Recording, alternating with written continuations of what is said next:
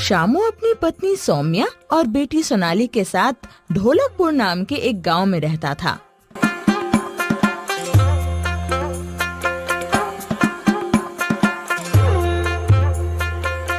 शामू माटी के बर्तन बनाता था और उसकी पत्नी इन बर्तनों को बाजार जाकर बेचा करती थी और इसी तरह वो दोनों मिलकर अपने घर चलाते थे।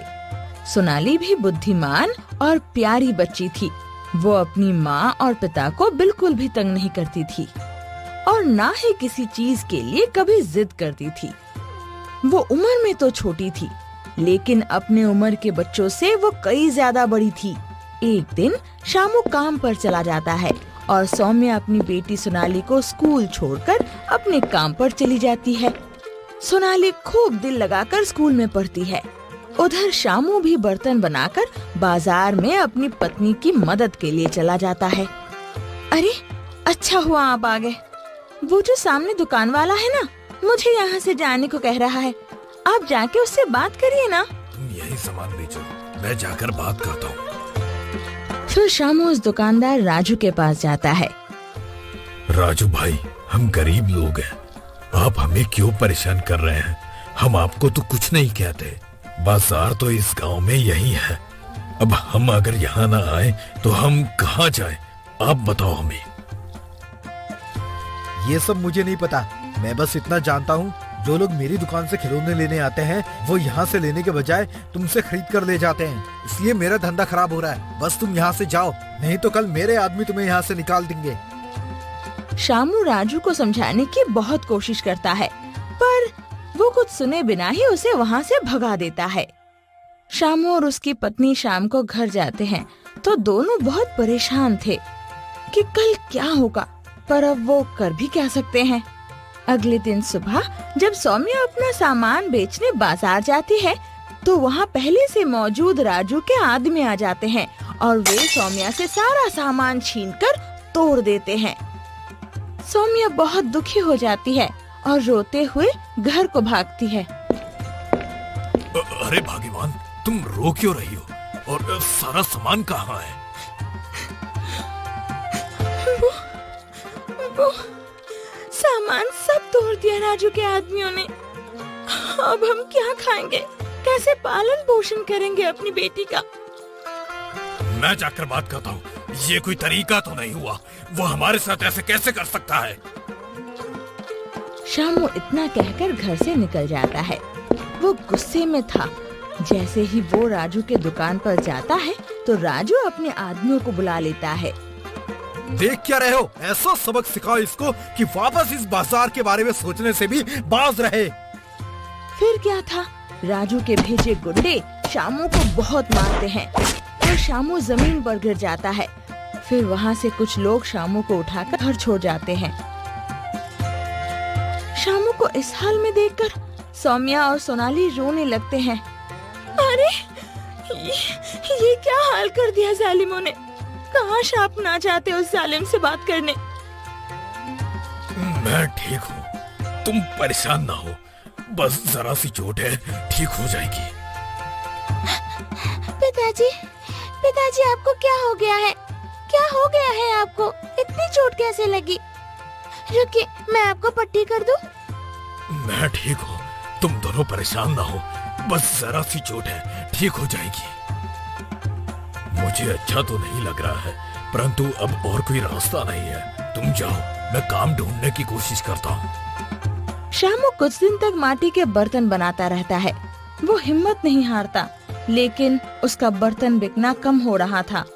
धीरे धीरे जितना जमा पूंजी था वो भी खत्म हो जाता है और अब तो सोनाली को भी स्कूल की फीस ना देने की वजह से स्कूल से निकाल दिया जाता है।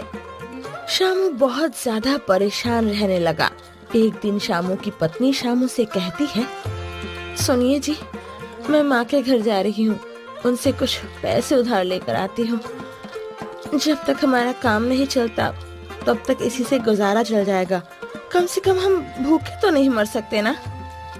मैं भी साथ चलूंगी नानी माँ के घर। सौम्या अपनी बेटी सोनाली के साथ अपनी माँ के गांव चली जाती है। वहाँ पहुँचकर वो सारी बात अपनी माँ को बताती है। बहुत बुरा हुआ बेटी, लेकिन तू परेशान ना हो, मुश्किल समय भी गुजर जाएंगे। जो लोग अच्छे और सच्चे होते हैं वो हमेशा कामयाब होते हैं। ये लो, ये कुछ पैसे मेरे पास जमा है, ये सारे ले लो और कोई दूसरा काम ढूंढना शुरू कर दो। माँ, मैं वहाँ क्या काम करूँ? हमारे वहाँ बाजार में हर कोई ना कोई काम कर रहा है। बेटा, तुम ऐसा कोई काम ढूंढो जो कोई दूसरा ना कर रहा हो। चलो चलो, बातें तो होती रहेंगी, खाना लगा देती हूँ। मेरी बिटिया सोनाली को भूख लगी होगी, है ना? इतना सफर करके नानी से जो मिलने आई है। ओ मेरी गुड़िया रानी, मेरी प्यारी नानी। ऐसे वो खाना खाकर कुछ देर नानी के साथ आराम करते हैं और फिर वापस सफर पर निकल जाते हैं।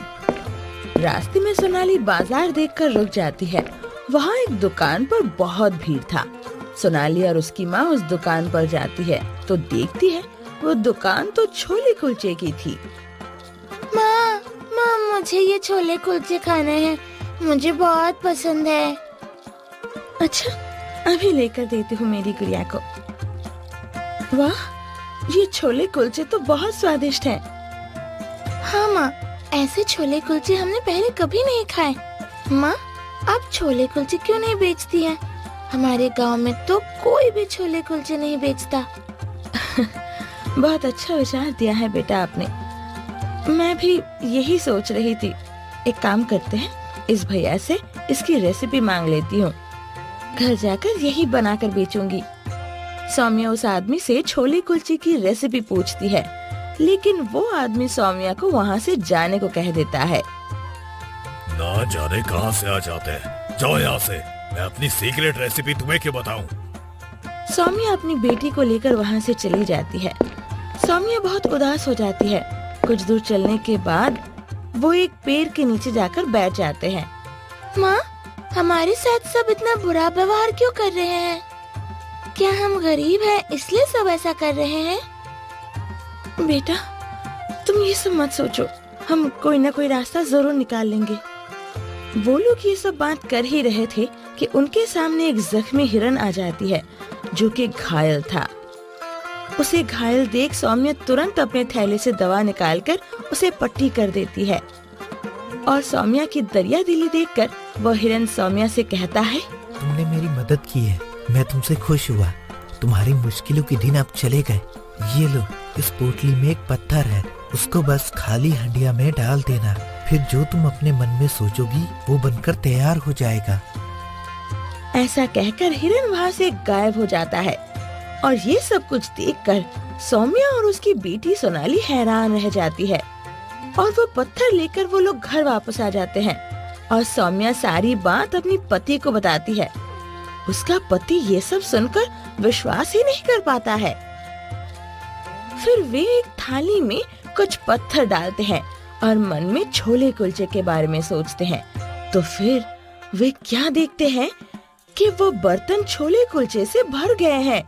गर्मा गर्म छोले कुलचे देखकर वो लोग बहुत खुश हो जाते हैं और उनको विश्वास नहीं होता है।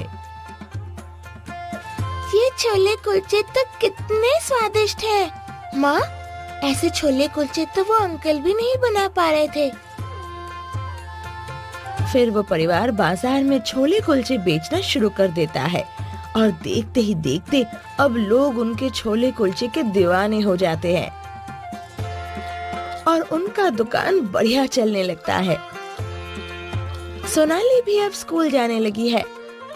शामू और उसकी पत्नी ने अपना एक बड़ा सा घर बना लिया था और वे सब गरीबों को भी मदद किया करते थे। मजबूर लोगों को मुफ्त में खाना परोसा करते थे और आज भी शामू और उसकी पत्नी का राज राज ही है और लोग भी उनकी दुकान में छोले कुलचे खाने के लिए लाइन लगाते